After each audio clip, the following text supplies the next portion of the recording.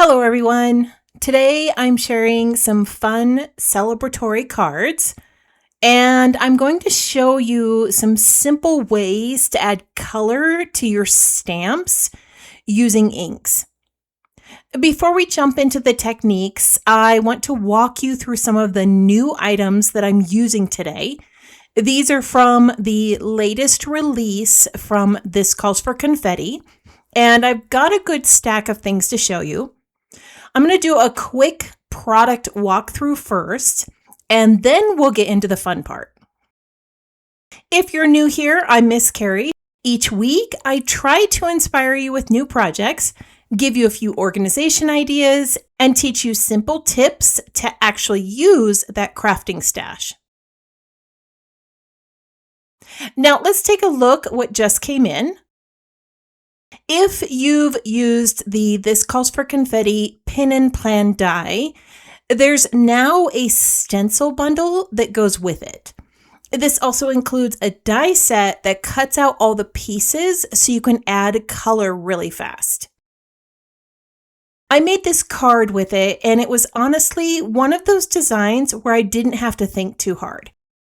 You just line up the stencil, add color to the pieces you want, then cut them out with the die. That's it. This is one of those great projects for when you just want to play with your stamps and inks without a lot of planning. Before I show you the card I made with this, I want to explain how it works because this celebration banner die set was designed to pair with the This Calls for Confetti Windowscapes collection. If you're familiar with Windowscapes, it started with a window die and some accessories like this arch and the stonework add-ins. They were designed to layer over these ephemera pieces. You can make cards really fast and have them finished right away. This celebration banner die was made to fit right over the top of these. There are parts and pieces included for all the pennants and decorative elements. One tip I want to share with you that will make this go so much faster. Before running the cardstock through my die cutting machine, I put double-sided tape on the back of the cardstock. When I cut out the pennant pieces, everything came out like little stickers. Assembly went really quick after that. These pennants were placed over an embossed background.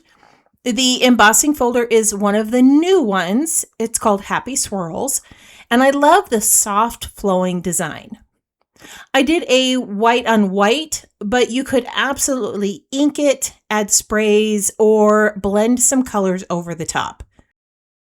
The sentiment I used is from the Celebrate stamp set, which is the one that we're going to be using today.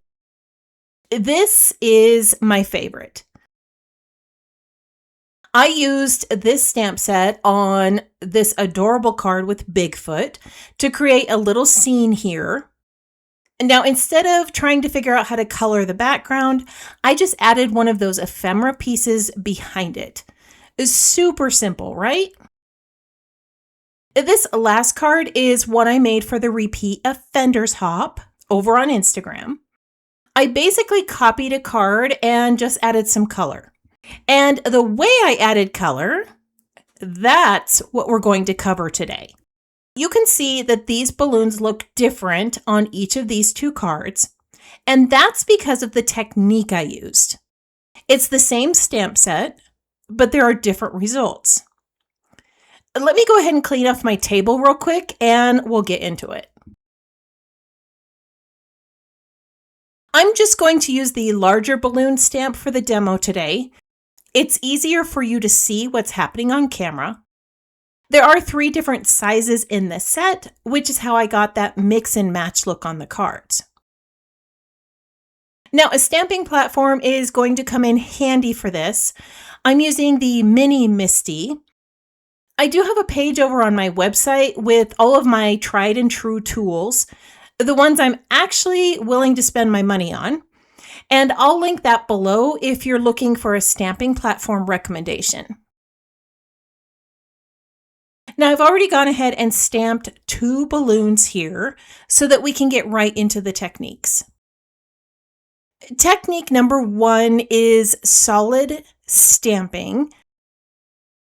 One of the things I always struggle with is getting the stamp to line up on the outlines.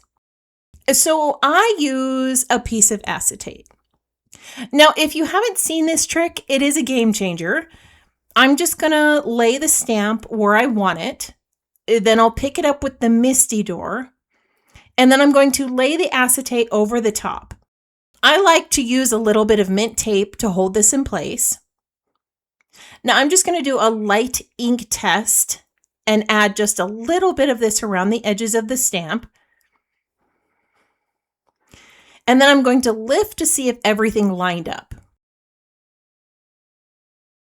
Everything looks good. So I'm just going to pull off the acetate without moving anything, wash it off, and I'm ready to go.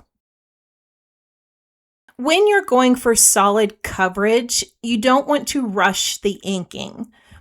I like to swipe over the stamp in both directions first, and then I tap the ink pad onto the stamp. When I press this onto the paper, I let it sit for a moment to soak in. Now, a lot of us will pick up the stamp quickly, and that'll leave ink behind on your stamp. If you give the paper a chance to soak that ink in first, you get a much better coverage. Now, if you need more coverage or more ink, that's exactly what the stamping platform is for. Just re-ink and go over the top again. Each pass builds on the last. So here we have a clean, solid color with a couple of presses of ink. That's it. All right, technique number 2 is what I like to call the ink pad kiss method. Now, instead of inking the stamp fully, I'm going to start with a lighter ink and just kiss it right around the edges of the stamp. I'm using light pressure, and I'm just letting that ink pad hit the stamp wherever it lands.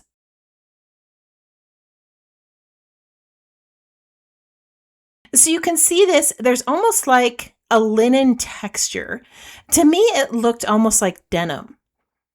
Now that irregular coverage is exactly what gives it a great mixed media look.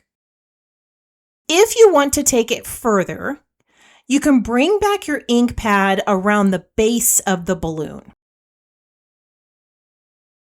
Just add a little more color along the edges, and this will give you some depth. You can even come back with a darker color and kiss that right along the edges too. This creates some beautiful dimensional shading. You can keep layering colors if you want. There's a lot that you can do with this method, and you don't need any extra tools, just a stamping platform and your inks. Okay, technique number 3 is one of my favorites. I'm going to stamp a balloon without the outline. I'm just going to use the solid balloon stamp for this one. I've grabbed a blending brush, and I'm going to brush the colors around the edges of the balloon.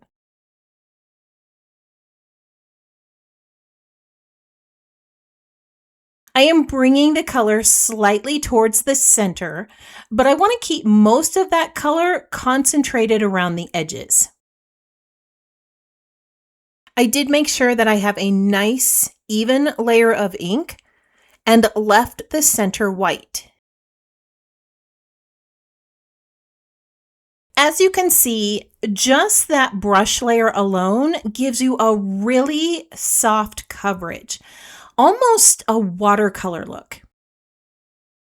So I'm going to go ahead and bring in a darker color because I want to show you how to add some shading. I'm going to swipe my brush along the base of the balloon.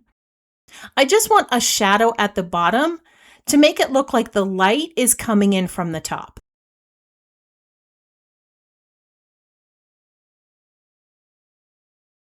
Now, this is really hard to see on camera, but there's just a very soft shade in that lower corner. I'm going to go ahead and add a little bit more color and do this once again. Now you can keep building until you have the shading that you want. There's really no limit here. You can also bring in some other colors if you like. All right, so this next step is what's going to pull everything together and give the balloon that real balloon look. I'm going to be using a white pigment ink pad. I love this little magnetic base for ink pads. It holds everything in place. Now I'm going to put a small amount of the white pigment ink onto my brush, and I'm just going to tap this on the balloon stamp. I'm going to go ahead and stamp this over the top of the colors I already have. See how that white ink just softened all those brush strokes. It added that highlight right in the center. I love the way this looks. All right, so here's what we've done. Solid stamping that's clean and fast. So for this card here, I stamped the balloons with a solid color, and then I came back in with the white pigment ink in the center for a highlight. The ink pad kiss method, which creates that linen texture with some layered shading. This gives a nice mixed media look with very little effort. And the blending brush with white pigment finish. I think this one is my personal favorite. I would love to know which one is yours. Drop it in the comments below. Now, one more thing before I go. You might notice that there are some cute little details that did not come from that Celebrate stamp set. Those came from this month's free collection from This Calls for Confetti. This die set is free with a $30 purchase from their site while supplies last. All right, that's all for today. 3 techniques for coloring balloon stamps. You probably have most of what you need in your craft room.